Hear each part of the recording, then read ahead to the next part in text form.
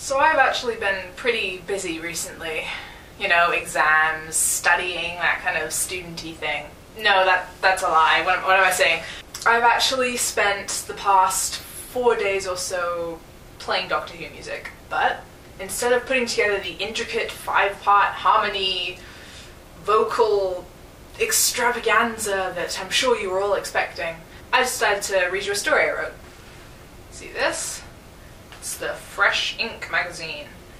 I submitted a story to our local library which was having a competition, and turns out I won my category. I was going to read it to you from here, but I don't feel like burning my eyes out with bright green. So I was really wasteful, and I printed it out on white paper so I could actually read it. And Nathalie Make videos and stuff.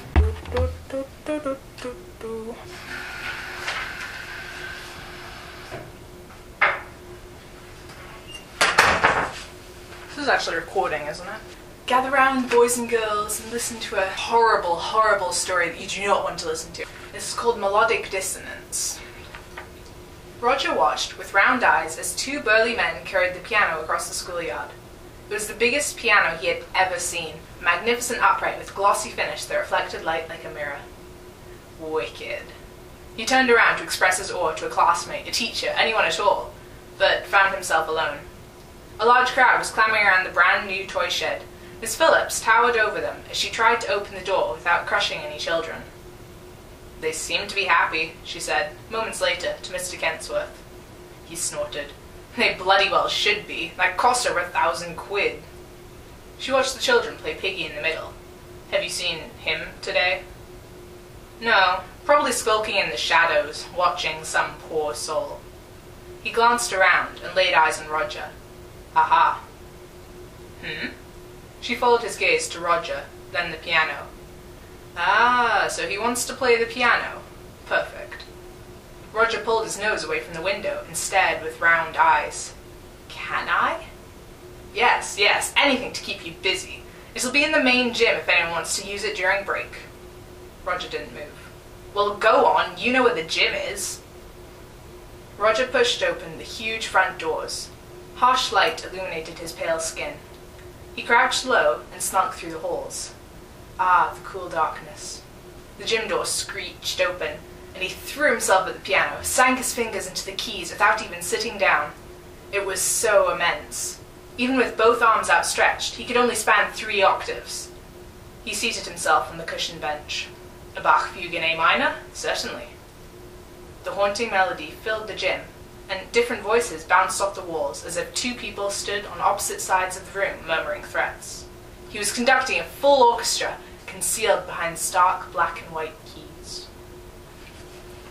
He was back the next day, a pile of music books hugs to his chest. He pushed the door open with his shoulder, and froze in the doorway.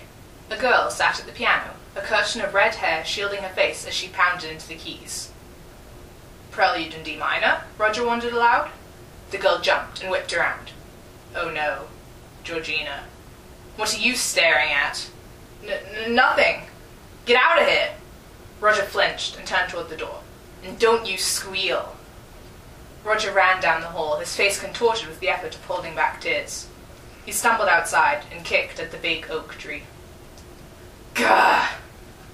He collapsed into the tangle of roots. "I'm sorry," he whispered, stroking the knotted wood. "I just don't know what to do. You're the only one who's ever protected me." He scooted further back into its shadows. "Then protect myself. I can't do that. I'm too weak. And she..." He frowned.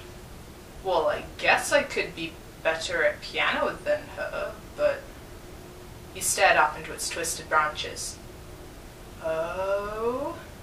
A grin spread across his face, and he cackled. "Thank you, Bizarre, my friend."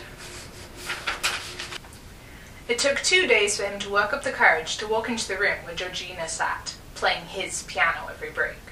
"What are you doing in here? Scram!" Roger breathed deeply. "Why can't I play on it too?"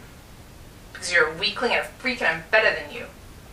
"I think I can play better than you." "No way." Roger avoided her gaze. "I think so." One eye twitched its way to meet Georgina's, and she shuddered. Prove it.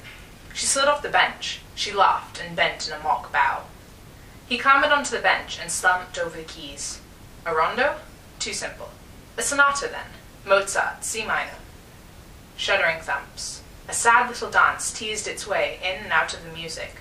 The voices pushed and pulled, a couple arguing for the 5th time that day.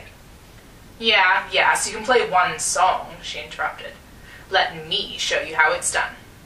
She shoved Roger off the bench. Forceful, contemptuous. Beethoven? The left-hand voicing reminded him of Mr. Kensworth. Get the hell out of my sight, it said. This is how we do things here. Then it echoed in Miss Phillips' voice. Less authoritative, but every bit as malicious. Georgina stopped playing. That's how you play.